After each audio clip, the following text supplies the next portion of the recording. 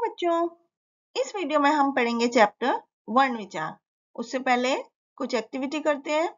यहाँ पर बच्चों वर्णों के समूह से वर्णमाला बनती है। आप सबको पता है कई सारे वर्ण मिलकर के एक वर्णमाला बनाते हैं। और क्या होता है कि किसी भी चीज का समूह ग्रुप होता है तो उसमें बहुत ही ताकत होती है। तो अब आपको यहाँ पर बताना है कि आप अपनी ताकत को बढ़ाने के लिए क्या करेंगे। अब बच्चों यहाँ पर कुछ चित्र बने हुए हैं आपके सामने, आप उनको देखिए, पढ़िए और समझिए। जैसे कि पहला चित्र है फल और दूसरा चित्र है रथ। तो बच्चों ये बोलते समय आप देख रहे हैं हमारे मुंह से कई सारी ध्वनियां निकलती हैं। जैसे फल जो है फ, अ, ल और अ, इनको मिलाने से बनता है। इसी तरह से रथ में र, अ, थ, अ, इन ध्वनियों को मिलाकर जब हम बोलते हैं तो हमारे सामने रथ का चित्र आ जाता है। तो ध्वनियों के मिलने से शब्द बनता है और किसी भी भाषा में प्रयोग की जाने वाली सबसे छोटी ध्वनि को हम वर्ण कहते हैं। और वर्ण जो होता है वो सबसे छोटी इकाई होती है, उसके और ज्यादा टुकड़े नहीं किए जा सकते। तो वर्ण वह छोटी ध्वनि है जिसके और टुकड़े नहीं कर सकते हैं। वर्ण ध्वनि के लिखित और मौखिक दोनों रूप को दिखाती है। जैसे कि क, ख, ग, घ, और वर्णों को जब साकार रूप दिया जाता है तो उसको अक्षर कहते हैं। वर्णमाला, तो बच्चों वर्णमाला का अर्थ होता है कि वर्णों की माला, यानी वर्णों को एक व्यवस्थित ढंग से लिखें तो उसको वर्णमाला कहते हैं। वर्णों के क्रम से लिखे और व्यवस्थित समूह को वर्णमाला कहा जाता है। अब हम हिंदी वर्णमाला की बात करें तो इसमें स्वर और व्यंजन होते हैं। तो स्वर होते हैं अ, आ, ई, उ, री, ए, आई, ओ, औ, इनको स्वर बोलते हैं। उसके बाद व्यंजन होते हैं क वर्ग में, च वर्ग में, ट वर्ग में, त वर्ग में, प वर्ग में, ये व्यंजन होते हैं। और उसके बाद अंतस्थ और यर अलावा अंतस्थ होते हैं। श, स, स, ऊष्म होते हैं। अण, य, न, म, ये व्यंजन पांचवें वर्ण कहलाते हैं। इसके अलावा अंग, अह, ण, ढ, अ, ज, फ, ये हिंदी वर्णमाला के ही अंदर आते हैं। ये वर्ण भी अंग और अह को अयोगवा कहते हैं। अंगा, य, ण, न, म, ये पंचम वर्ण कहलाते हैं। और क्षत्र, ज्ञ, श्र, ये संयुक्त व्यंजन कहलाते हैं। अब हम वर्णों के भेद पढ़ें तो वर्णों के दो भेद होते हैं, स्वर और व्यंजन। स्वर जो होते हैं उनको बोलना स्वतंत्र रूप से बोला जाता है, अलग से बोला जाता है, और इनको बोलते समय मुंह से हवा बिना किसी रुकावट के निकलती है। हिंदी भाषा में 11 स्वर होते हैं। और व्यंजनों की मात्रा के रूप में हम उन्हें यूज करते हैं। जैसे क में आ की मात्रा जोड़ी काला, इस तरह। और अपने मूल रूप में भी हम यूज करते हैं, जैसे अ अजगर के लिए, आ आम के लिए, ई इमली के लिए। तो इस तरह से स्वरों को अलग अलग तरह से इस्तेमाल किया जाता है। स्वर के भेद, स्वर 3 तरह के होते हैं, ह्रस्व स्वर, दीर्घ स्वर और प्लुत स्वर। तो सबसे पहले ह्रस्व स्वर क्या होता है, जिनको बोलने में बहुत कम समय लगता है, जैसे अ, ई, उ, री।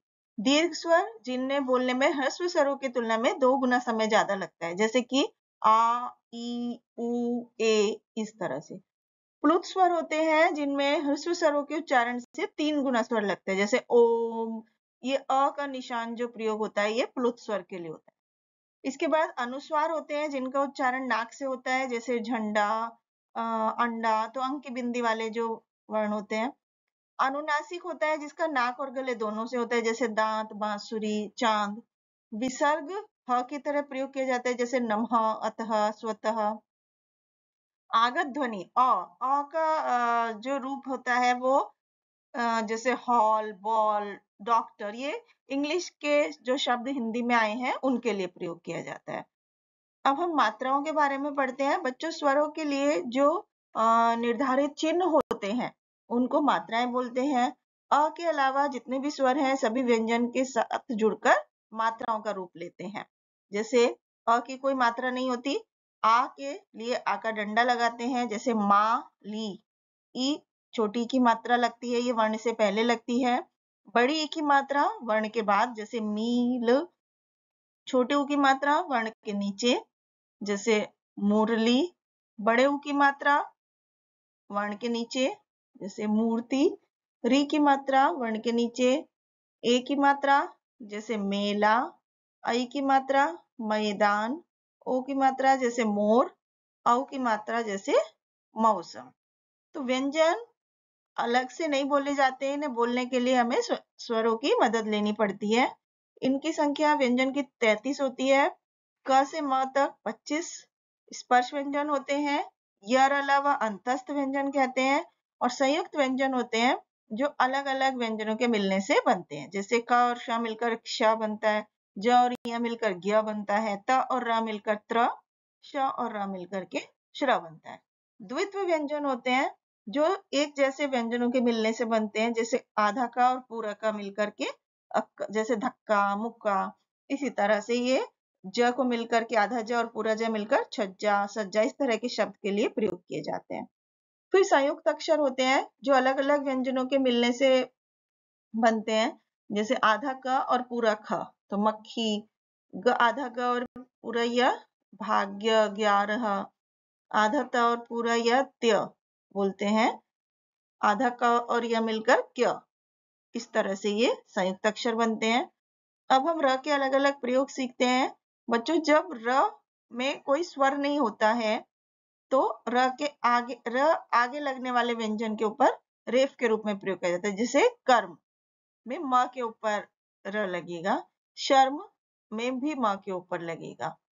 और जब र स्वर सहित व्यंजन के बाद हो तो उसे खड़ी पाई यानी नीचे एक तिरछे डंडे के रूप में प्रयोग करते हैं। जैसे नम्र, ग्रह, स्रोत, प्रण। इसमें आप देख रहे हैं र की मात्रा नीचे लगी हुई है।